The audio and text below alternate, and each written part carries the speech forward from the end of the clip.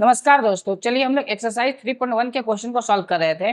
पिछले वाले वीडियो में हम लोगों ने एक्सरसाइज 3.1 यानी चैप्टर 3 आपका जो है उसका पहला प्रश्न वाली कंप्लीट नहीं हुआ था। हम लोग उसके पहले क्वेश्चन को सॉल्व किए थे। केवल 3.1 जो एक्सरसाइज है उसका 1 नंबर क्वेश्चन को हम लोग ग्राफी विधि से सॉल्व किए थे। आज उसी एक्सरसाइज का हम लोग क्वेश्चन नंबर 2 के क्वेश्चन को सॉल्व करने वाले हैं। देखिए, क्वेश्चन नंबर 2 जो सॉल्व आपको करना है, अगर इस चैप्टर का कंसेप्ट जो पिछले वीडियो में हम लोग सॉल्व किए थे उस कंसेप्ट को अगर आप अच्छे से समझे होंगे, जो एक टेबल के फॉर्म में हम बना के दिए थे, तो उसके आधार पर सारा क्वेश्चन आपका सॉल्व होने वाला है, जो आज क्वेश्चन नंबर 2 के क्वेश्चन को सॉल्व करेंगे। ठीक है, तो सबसे पहले आप क्वेश्चन नंबर 2 को पढ़िए। देखिए, क्वेश्चन नंबर 2 में क्या लिखा हुआ है। क्वेश्चन नंबर 2 में लिखा है अनुपातों A1/A2, B1/B2 और C1/C2 की तुलना कर ज्ञात कीजिए कि निम्न समीकरण युग्म द्वारा निरूपित रेखाएं एक बिंदु पर प्रतिच्छेद करती हैं, समांतर है अथवा समपाती है। और इसमें 3 क्वेश्चन आपसे पूछा गया है। 3 क्वेश्चन दिया और आपको बताना है कि वो किस प्रकार की है, समपाती है, समांतर है या प्रतिच्छेद करती है। तो ये जो टेबल बना के आपको दिए थे ये चैप्टर का, तो उसका कंसेप्ट अगर आपको याद है तो ये आप तुरंत बना पाएंगे। फिर भी एक बार हम लोग रिकॉल इसको करते हैं। चलिए देखिए, तो सबसे पहले हम लोग एक बार रिकॉल जो करेंगे उसमें हम लोगों का जो कंसेप्ट होने वाला था, एक बार हम आपको यहाँ लिख के समझा रहे हैं। देखिए, पहला कंडीशन क्या था, अगर A1/A2 नॉट इक्वल टू हो जाए B1/B2 के, तो रेखा क्या होगा, प्रतिच्छेद करेगी। रेखा क्या होगा, प्रतिच्छेद रेखा होगा। ठीक है, प्रतिच्छेद रेखाएं आपको ये पता होना चाहिए। हम इसको एक टेबल के फॉर्म में समझाए थे। ठीक है, अगर A1/A2 not equal to B1/B2 हो जाए तो रेखा प्रतिच्छेद करेगा। ठीक है, दूसरा कंडीशन, अगर तीनों बराबर हो जाए A1/A2, B1/B2 बराबर हो जाए C1/C2 के, तब क्या होगा। तो इस केस में आपका जो रेखा रेखा का अगर बात करें, ठीक है, तो रेखा समपाती होगा। रेखा क्या होगा, समपाती, समपाती रेखाएं।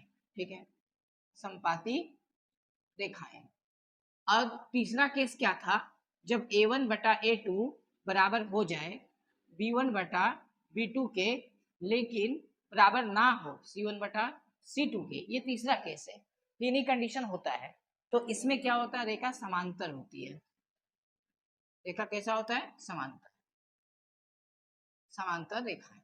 इसका चर्चा या इसका डिस्कशन हम लोग पिछले वीडियो में कर चुके थे। आपका इसके पीछे वाला जो वीडियो था उसमें हम लोग इसका पूरा कंसेप्ट को क्लियर कर चुके थे। आपको ये याद रखना है, ये हम लोग का ग्राफ में काम आएगा। इसके अलावा संगत असंगत होता है। तो देखिए, ये दोनों संगत होता है, ये दोनों केस में क्या होता है, संगत, और ये केस में क्या होता है, संगत होता है। क्लियर है। चलिए, और हल भी इसका हम लोग सीखेंगे कि जब ऐसा होता है तो कितना हल होता है। तो इस केस में इसका केवल एक हल होगा। अगर ऐसा आता है तो अपरिमित रूप से अनेक हल होगा। अगर ऐसा कंडीशन आता है तो कोई हल नहीं होगा।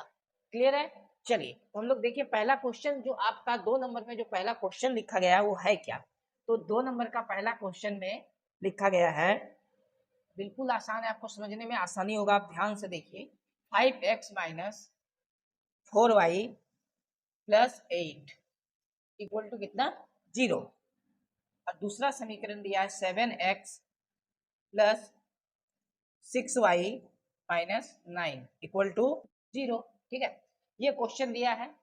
अच्छा, आपके पास अगर न्यू एनसीईआरटी है तो उसका एक्सरसाइज 3.1 जो है उसी सवाल को हम लोग सॉल्व कर रहे हैं। अगर पुराना वाला एक्सरसाइज है, पुराना वाला बुक है अगर एनसीईआरटी का, तो उसका एक्सरसाइज 3.2 आप निकाल लीजिए, आपको मिल जाएगा। ठीक है, चलिए, तो ये हम लोग का पहला क्वेश्चन दिया हुआ है, उसको सॉल्व करेंगे।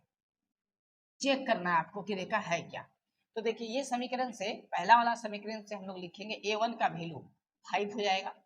पहला समीकरण ये वाला है, जो भी x के पहले वो A1 होता है, y के पहले वाला B1 होगा लेकिन माइनस में है तो आपको माइनस के साथ लिखना होगा।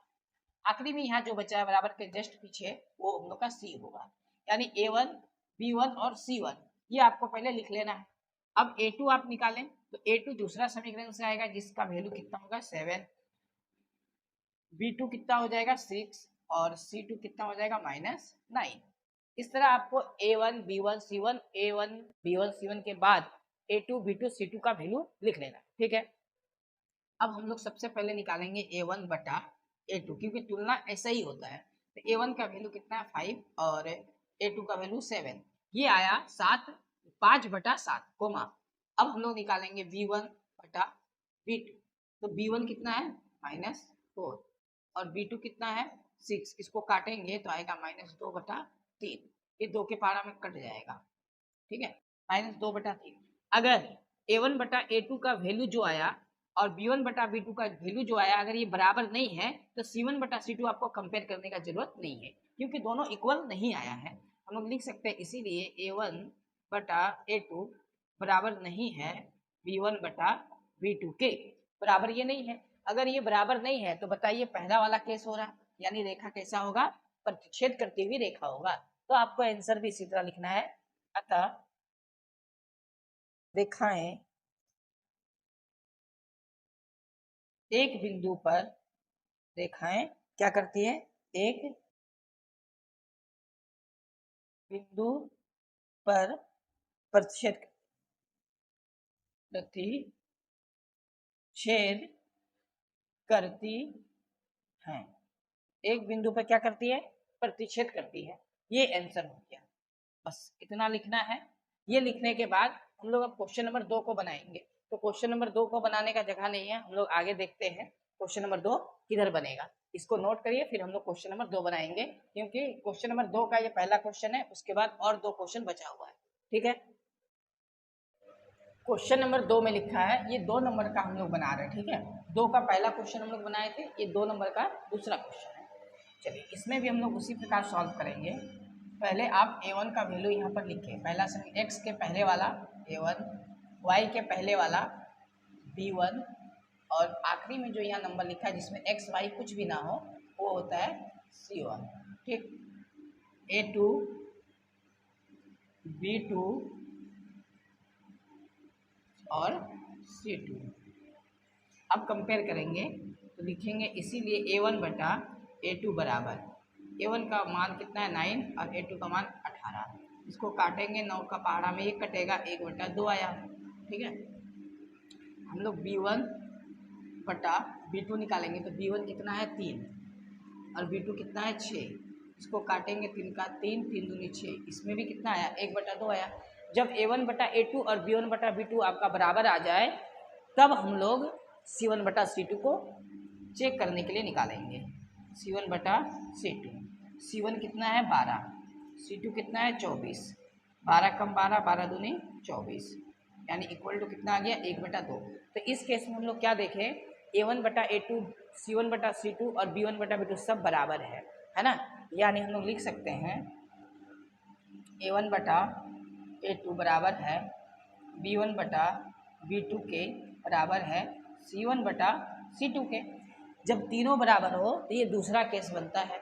जब तीनों बराबर होता रेखा कैसा होता है, समपाती। तो आपको लिखना है आंसर में, अतः रेखाएं